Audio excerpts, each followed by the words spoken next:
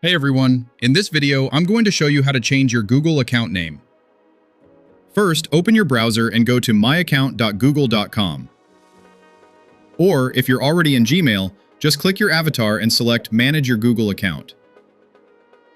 It'll take you right to the same page. This is where you manage and edit all your personal information.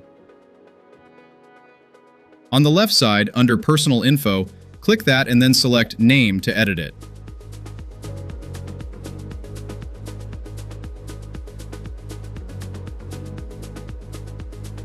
Go ahead and enter your new account name, then hit Save.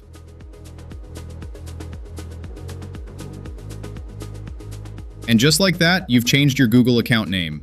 You can also edit your nickname or remove it from here if you want.